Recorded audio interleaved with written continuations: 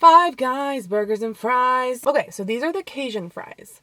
Cookout fries. I know this about the cookout fries. This is the cookout fry. I'm saying cookout. I'm sorry. Delete, erase. Okay, this is the Five Guys fry covered in Zaxby sauce. I know we're going all over the place. I know that. Zero crisp, but the flavor is there.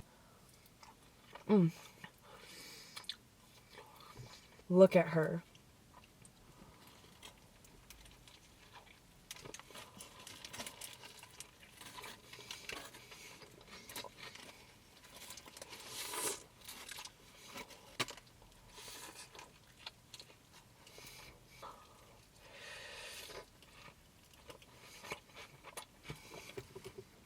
The cheeseburger is good.